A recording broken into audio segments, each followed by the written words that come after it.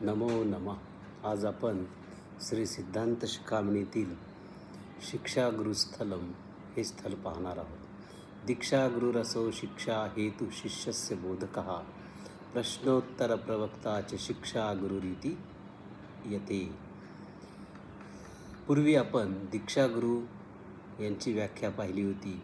आता शिष्य जेव्हा त्याच्या संशयाचं निराकरण किंवा त्याचे संशयाचे प्रश्न हे गुरूंना विचारतो आणि जे गुरु त्याच्या त्या प्रश्नांचं चिकित्सेचं समाधान करतो, त्याला सुशिक्षित करतो, अनुशासित करतो, त्या गुरुस शिक्षागुरू असे म्हणतात. बोधकोऽयं समाख्यातो बोध्यमेतद् हि स्फुटं शिष्ये नियुज्यते येन स शिक्षा गुरुरुच्यते. गुरु आपल्या शिष्यास शिवसिद्धांताचे ज्ञान चांगल्या रीतीने समजेल असे प्रतिपादन करतो, त्याला बोधक असे म्हणतात.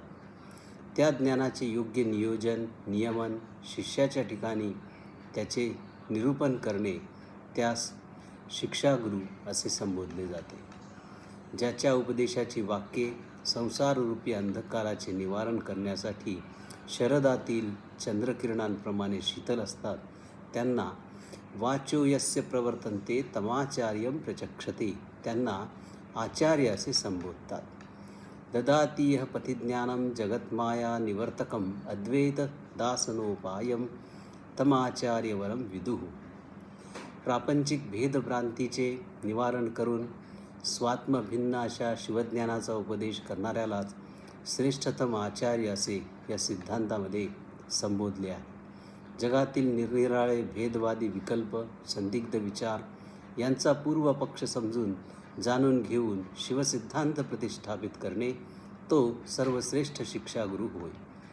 शिष्यानां हृदयालेख्य प्रद्योतयति यः स्वयं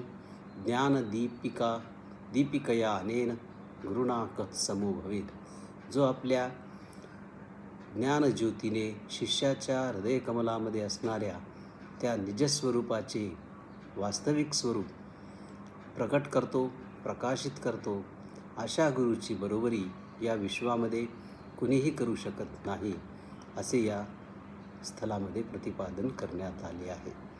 परमाद्वैत विज्ञान परमौषधी दानतः संसार रोग निर्मार्थी देशिकः केन लभ्यते.